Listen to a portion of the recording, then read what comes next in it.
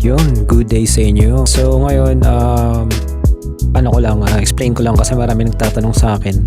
Hindi ka ba napapagod sa pagbabike sa pagpasok sa trabaho? Syempre sagot, oo, napapagod din naman, pero syempre ibang klaseng pagod. Hindi siya yung pagod na ubos ka. Ito yung pagod na parang may nagawa ka na bago pa man magsimula yung, trabaho mo. Imagine mo, nasa kalsada na ako, maaga pa lang, syempre naka-helmet, sakay ng bike, at syempre mga almost 20 kilometers to. Syempre habang nasa daan ako, parang nagre-reset din yung utak ko. Walang emails, walang meetings, walang notifications, bike lang, hangin, pahinga, at yung mga magagandang mga scenery, syempre mga greens, 'di ba? Sarap tingnan, sarap panoorin. Saka isa sa pinakamalaking advantage sa pagbabike to work, syempre exercise. Ano pa nga ba at wala tayong oras na dyan. Hindi mo na kailangan maghanap ng extra time pagkatapos ng trabaho para pumunta ng gym. Yung commute mo mismo, yun na yung workout. Tapos syempre, every kilometers counts, 'di ba? Hindi man siya kasing haba ng weekend ride, ang importante consistent. Kasi minsan mas mahalaga ang consistency kaysa sa sobrang haba ng ride na isang beses ka lang magra-ride sa isang linggo. Alam mo yun? So kahit ilang kilometers bawat araw, basta tuloy-tuloy lang, may epekto, unti-unting naging parte na siya ng routine mo. So yun. Siyempre kapag nakarating na ako sa office, iba na yung feeling, di ba? Hindi lang ako nakarating dahil kailangan ko lang pumasok sa work. Nakarating ako syempre dahil pinili kong gumalaw. Pinili kong alagaan yung katawan ko. At syempre pinili kong gumawa ng mas healthy na routine. So by the time na nasa office na ako, hindi ako drained dahil sa traffic. Instead, mas energized ako, mas focus. At syempre ready na akong harapin kung ano man yung challenges na mga nadarating. Syempre, papasok ako sa office, positive, may ngiti. Nandiyan naman yung mga teammates ko, binabati ako, ganon. Syempre, yung positive energy na yun, madadala ko sa mga ka-work ko, sa mga ka-team ko, 'di ba?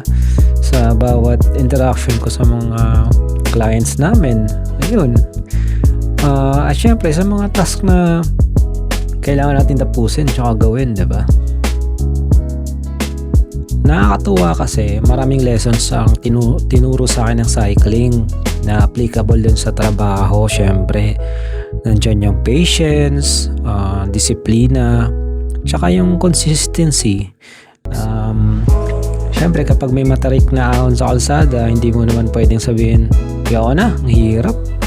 Kailangan mo lang ipagpatuloy ang pagpedal. Alam mo yun, mabagal pero makakarating pa na sa dulo. Ganon din naman sa trabaho eh.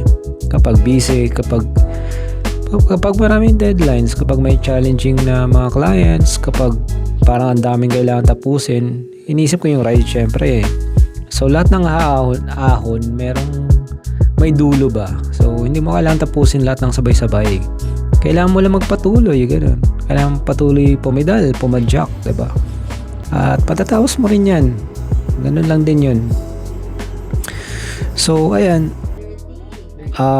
Pagkatapos ng, syempre, produktibo ka na sa araw mo sa office, diba? Kasi nga, positive ka. Ito na yung favorite part ko, uwi na, diba? Sakay ulit sa bike at parang pinipindot ko ulit yung reset button. Nandiyan pa rin naman yung traffic, busy pa rin yung mga daan, pero somehow mas magana yung pakiramdam habang umaampas yung hangin sa mukha ko. Parang bawat pedal stroke ay may kasamang stress na iniiwan ng kalsada, parang naiiwan na lang sila sa gilid. So wala mo nang kailangang isipin, wala mo nang kailangang habulin, pedal lang, forward, abante. At nakakatuwa dahil yung ordinaryong biyaheng pauwi nagiging bagay na inaabangan ko. So, hindi ko naman sinasabi na para lahat ang biking to work. Iba-iba tayo na schedule, iba-iba ng trabaho, iba-ibang kakayanan. Pero kung kaya ng schedule mo, subukan mo kahit once or twice a week. Hindi mo kailangan maging professional cyclist, hindi mo kailangan ng pinakamahal na bike, Di mo kailangan ng sobrang daming cycling gear. Kailangan mo lang mag-start. Little by little, one ride today, another ride next week. At bago mo mapansin, parte na ng lifestyle mo ang cycling. Hindi importante kung gaano ka kabilis, hindi importante kung gaano ka kalayo. Ang importante, makauwi ka ng ligtas.